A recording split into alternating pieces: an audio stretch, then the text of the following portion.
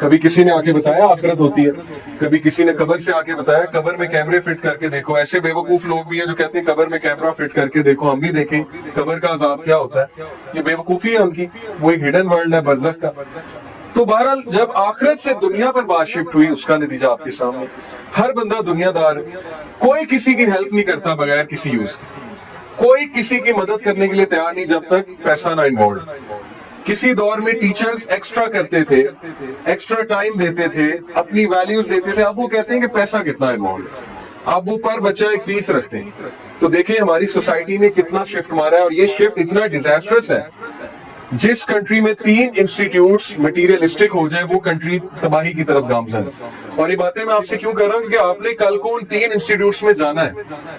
وہ 3 انسٹیٹیوٹس کون سے ہیں؟ ہیلتھ، لا، ایجوکیشن سیکٹر. اب ڈاکٹرز بھی جب مٹیریلسٹک ہو جائیں گے تو کیا ہوگا؟ وہ آپ کے سامنے ہے. کووڈ میں ہاسپٹلز نے پتہ نہیں ایک پیشنٹ سے شاید 20 لاکھ کمایا پرائیویٹ ہاسپٹلز نے. تو جب ڈاکٹر بھی مٹیریلسٹک ہو گیا، فارماسیوٹیکل انڈسٹری بھی مٹیریلسٹک ہو گئی، تو پھر کیا ایکسپیکٹ کرتے ہیں آپ؟ وہ آپ کو جو ہے وہ اچھی دوائی لکھ کر دے گا، یا وہ دوائی لکھ کر دے گا جہاں سے اس کو جو ہے وہ پراپر ایک وہ آ رہا ہے، بینیفٹ آ رہا ہے، اور ظاہر ایک کمیشن آ رہا ہے. دین لا سسٹم ہمارا، لائرز، ججز سارے جو ہے وہ مٹیریلسٹک جب ہو گئے، اور جب وہ مٹیریلسٹک ہو گئے اس کا نتیجہ آپ کے سامنے. غریب کے لیے انصاف کوئی نہیں ہے، امیر پیسے لگاتا ہے، انصاف بہت جلدی ہوتا ہے. اور ایجوکیشن سیکٹر، ہر یونیورسٹی پیسہ کمانا چاہتی ہے. بچوں کی مینٹل ہیلتھ سے کوئی لین دین نہیں ہے، ان کی تربیت سے کوئی لین دین نہیں ہے. ایونٹس کرائی جاؤ، مزہ کیے جائیں، ٹھیک ہے. بچوں کو شگل میلے میں انوالو کیے جاؤ، ایڈمیشنز بھی آئیں گے، بچے بھی خوش رہیں گے، ٹھیک ہے، اور ایڈمیشنز بھی بڑھیں گے، پیسہ بھی کمائیں گے. کریکٹر بلڈنگ چھوڑو، کریکٹر بنا کے ہم نے کیا کرنا؟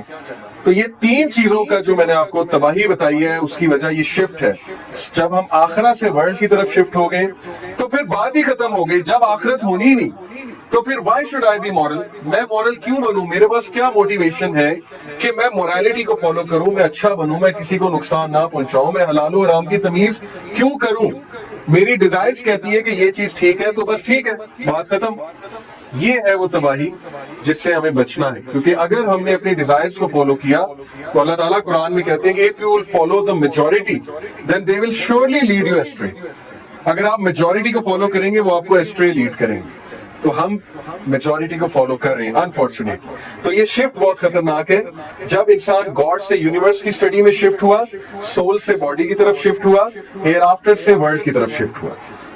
اب ول ڈیورنٹ کا ایک اور کوٹ میں آپ کو سناتا ہوں. The greatest question of our time is not communism versus individualism, not Europe versus America, not even the East versus West. اس نے کہا یہ کوشچن نہیں ہے کہ کمیونزم ٹھیک ہے کہ انڈیویجولزم ٹھیک ہے، یورپ ٹھیک ہے کہ ایشیا ٹھیک ہے. The greatest question is whether men can bear to live without God. یہ ہے سوال آج کے دور کا کہ can you afford to live without God? کیا گاڈ کو آپ نکال دیں گے اپنی زندگی سے؟ کیا آپ نماز کو، اسپرچولیٹی کو خیر آباد کہہ دیں گے؟ کیا آپ ایسا کر سکتے ہیں، افورڈ کر سکتے ہیں؟ اگر کر سکتے ہیں تو کر کے دیکھ لیں، اور اس کا نتیجہ آپ کے سامنے آ جائے. یہ ہے اصل میں بات سمجھنے کی کہ انسان روحانی ہے. اصل میں مائنڈ اور باڈی وہ تو بس ایک پارٹ ہے انسان کا، لیکن میجورٹی پارٹ ہمارا روح ہے. یہ جو بات ہے کہ اس سائنس کی الٹیمیٹ ٹروتھ، کیا سائنس الٹیمیٹ ٹروتھ ہے؟ اس کا جواب جو ہے وہ میں آپ کو انشاءاللہ بھی بتاتا ہوں. دیکھیں سائنس کی وجہ سے بہت سے لوگ ایتھیسٹ ہو جاتے ہیں. وہ کہتے ہیں کہ نہیں، اس کا پروف سائنس میں نہیں ہے، گاڈ کا پروف سائنس میں نہیں ہے، ریلیجن کا پروف سائنس میں نہیں ہے، تو لہٰذا گاڈ نہیں ہے. اب جو سائنس کے اسٹوڈنٹس ہیں ان کو پتا ہوگا کہ ہمارے ارد گرد الیکٹرو میگنیٹک ویوز ہیں. آپ نے پڑھا ہے نا، مائکرو ویوز، انفرا ریڈ. آپ میں سے کسی کو انفرا ریڈ نظر آ رہی ہے؟ مائکرو ویوز نظر آ رہی ہیں؟ ریڈیو ویوز آپ کو نظر آ رہی ہے؟ میرے موبائل فون میں ریڈیو ویوز آ رہی ہیں. یہ جو وائی فائی ہے یہ ویوز کے تھرو آ رہے ہیں. نظر کہاں آ رہی ہے؟ دکھائیں مجھے. لیکن سرٹن انسٹرومنٹس ہیں جو ڈیٹیکٹ کرتے ہیں. وہ کب ایجاد ہوئے؟ اب ایجاد ہوئے. اب آپ 200 سال پہلے چلے جائیں اور آپ 200 سال پہلے جا کر کلیم کریں، سپوز آپ ٹائم مشین سے 200 سال پہلے چلے گئے، آپ کلیم کریں 200 سال پہلے جا کے لوگوں کو کنونس کریں کہ تمہیں پتہ ہے کہ الیکٹرو میگنیٹک ویوز ہوتی ہیں، انفراریڈ ہوتی ہے، مائکرو ویوز ہوتی ہیں جس سے موبائل فون چلے گا. پہلے تو آپ کو کہتے ہیں موبائل فون کیا ہوتا ہے، آپ کو انہیں قائل کرنا پڑے گا ایک تصویر بنا کے یہ موبائل فون ہوتا ہے. وہ کہیں گے دکھاؤ کہاں ہے. آپ کہیں گے ابھی نہیں ہے لیکن ہے، میں دیکھ کر آیا ہوں.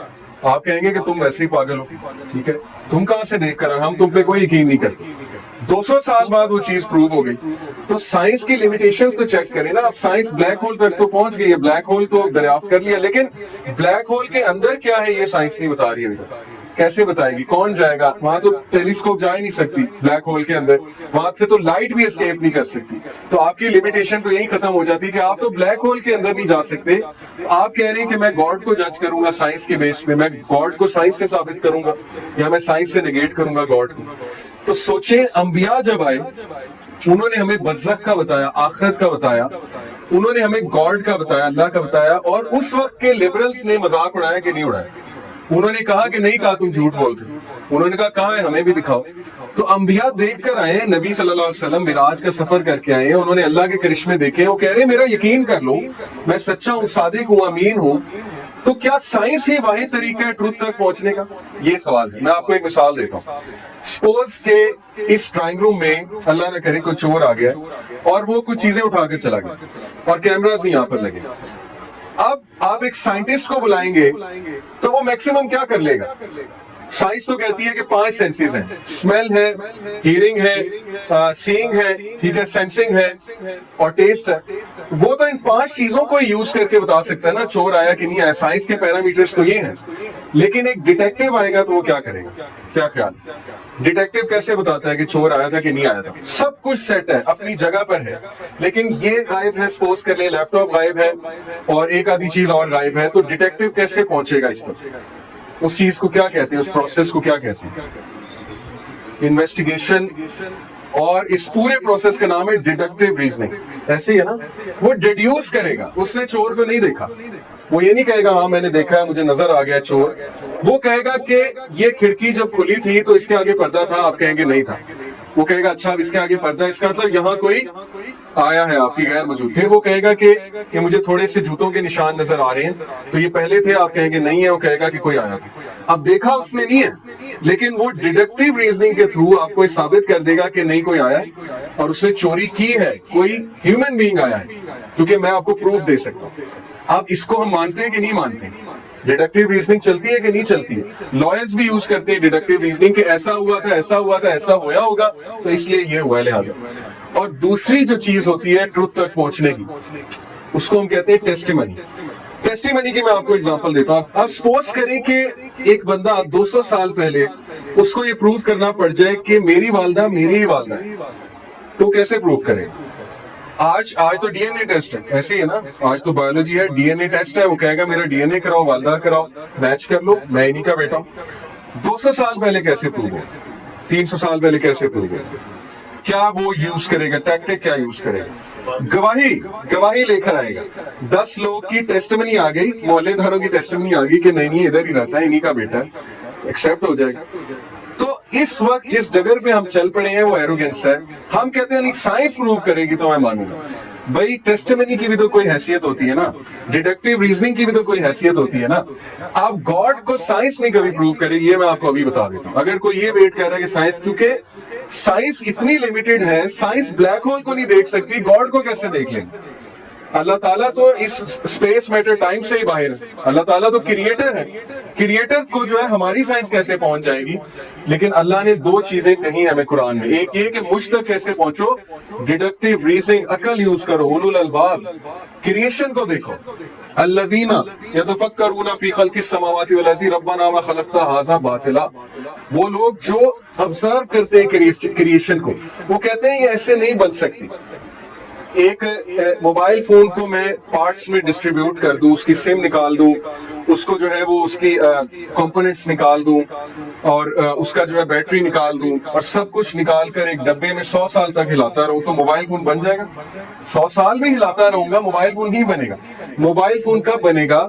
जब कोई इंटेलिजेंट बीइंग आएगा, उसे पता होगा ये वाला कैपेसिटर कहाँ लगना है, ये वाला पेज कहाँ पे फिट होना है, सिम कहाँ पे इंसर्ट होनी है, बैटरी किन टर्मिनल्स पे लगनी है। ऐसे ही है ना? تو ہم کہتے ہیں کہ نہیں، ایوولوشن ہوئی، دھماکہ ہوا اور ارتھ کو خود بخود پتا لگ گیا کہ میں نے جو ہے وہ سولر سسٹم میں جا کے ٹھہرنا ہے اور 21 ڈگری کے اینگل پہ جا کر میں نے روٹیٹ کرنا ہے اور میں نے اپنے ایکسس پہ بھی روٹیٹ کرنا ہے، اس سپیڈ سے روٹیٹ کرنا ہے، اور مون کو بھی پتا لگ گیا کہ میرا اتنا ڈسٹینس ہونا چاہیے سن سے اور ارتھ سے میرا اتنا ڈسٹینس ہونا چاہیے۔ ارتھ کو ایگزیکٹ یہ کیلکولیشن پتا تھی کہ میں نے ایسی جگہ کھڑے ہونا ہے سولر سسٹم پہ جہاں پہ کاسمک ریز ہیومن بینگز کو نقصان نہ پہنچائے، اور اوزون لیئر کو بھی پتا تھا کہ میں نے آئونوسفیئر کے اوپر جا کے جو ہے وہ کھڑا ہونا ہے تاکہ جو ہے وہ میں آئنز، ہارمفل آئنز کو روک سکوں۔ تو یہ کیا خیال ہے کہ کون ان باتوں کو ایکسپٹ کرے گا؟ صرف وہی ایکسپٹ کرے گا جس کی ویسے ہی دماغ جس کا خراب ہوا ہے، جو ایروگینٹ ہے، ٹھیک ہے؟ تو اس لیے ڈیڈکٹیو ریزننگ اسی طرف اشارہ کرتی ہے، 100% اشارہ کرتی ہے کہ گاڈ ہے۔